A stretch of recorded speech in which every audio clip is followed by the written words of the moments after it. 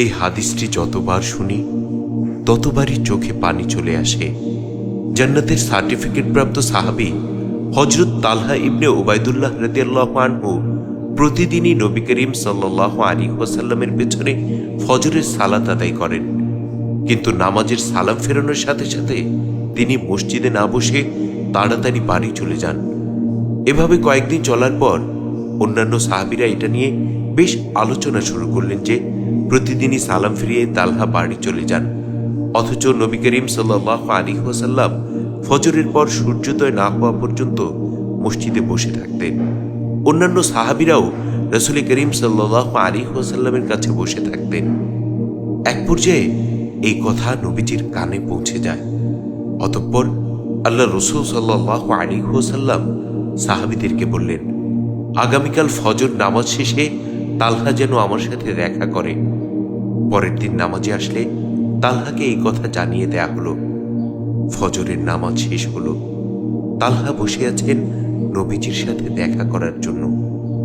এক পর্যায়ে নবীজি তালহাকে ডাকলেন। নবী করিম সাল্লাল্লাহু আলাইহি ওয়াসাল্লাম অতি মুলায়েম কণ্ঠে তালহাকে বললেন, তালহা, আমি কি তোমাকে কোনো কষ্ট দিয়েছি? আমি কি তোমার কোনো হক নষ্ট করেছি? এ কথা শুনে তালহা রাদিয়াল্লাহু আনহু কেঁদে ফেললেন এবং বললেন, ইয়া রাসূলুল্লাহ, আমার জীবন আপনার জন্য উৎসর্গ হোক, আপনি আমার কোনো হক নষ্ট করেননি।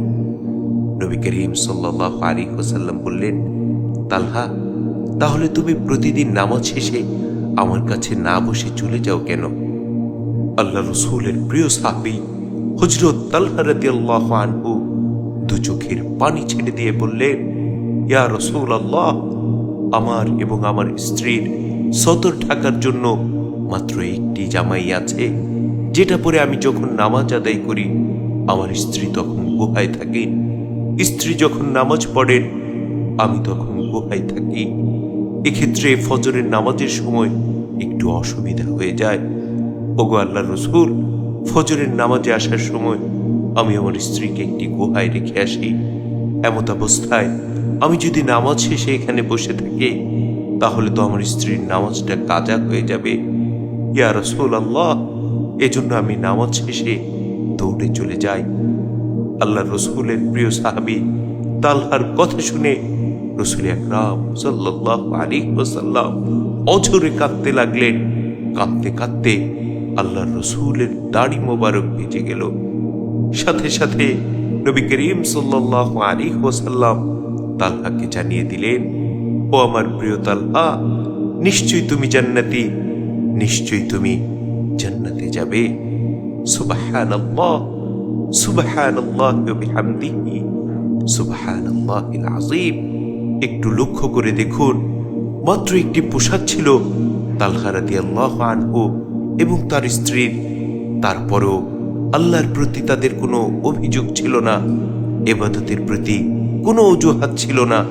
অথচ আমরা এত কিছু পাওয়ার পরেও আমাদের রবের ব্যাপারে কত অভিযোগ করি, রবের ইবাদত না করার জন্য কত অজুহাত তুলি। নাউযু বিল্লাহ, নাউযু বিল্লাহ। আল্লাহ রব্বুল আলামিন আমাদের সকলকে মাফ করুন। আমিন।